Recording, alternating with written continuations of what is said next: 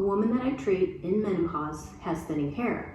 She looked at me in the eye and said, "Do you think vaping makes this worse?"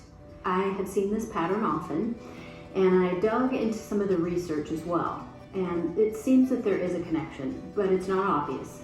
In this video, I will simplify what vaping does, what menopause does, and how together they can speed hair loss. I see more women who vape now, and they also report sudden or rising shedding. Now, does that prove vaping is the cause?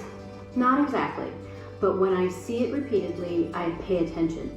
Common things I hear from vapers: thinning at the temples or the crown, or simply, "I'm just losing more hair." It's often increasing, or when there's poor sleep, or your stress is high, and the hormones are shifting fast. So this isn't a perfect science, it is real world experience, but it does matter. Tell me in the comments below, have you noticed changes when vaping increases? Because your story can help somebody else. Your follicles act like tiny plants. They need steady circulation and a healthy scalp. Vaping reduces blood flow to the scalp. That cuts oxygen and key nutrients. Think of a full hose turned on to a trickle. The roots dry out and growth slows eventually. Vaping also adds chemical irritants, and those can inflame the scalp surface. So growth becomes harder to sustain. Hormones set the hair's seasons: growth, rest, and shed.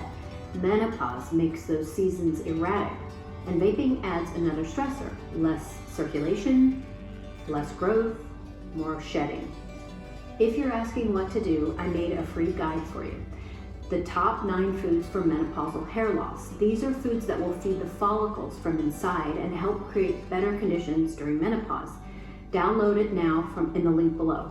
So to be clear, there are no studies that say vaping causes menopausal hair loss, but we do see consistent patterns. Nicotine, additives, and device heat will dry the scalp and disrupt the growth signals. They make it harder for the hair to take root. Now, is this the only cause? Maybe not. Could it be a cause or an amplifier? Absolutely. So if you're in menopause and you do vape and you are noticing more shedding, don't panic, but don't ignore it.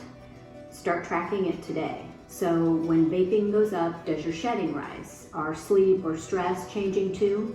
The more patterns you notice, the easier it is to act without guessing in the dark. If this was helpful, watch my next video on edibles for sleep in menopause. Are they quietly adding to your hair loss? It may surprise you.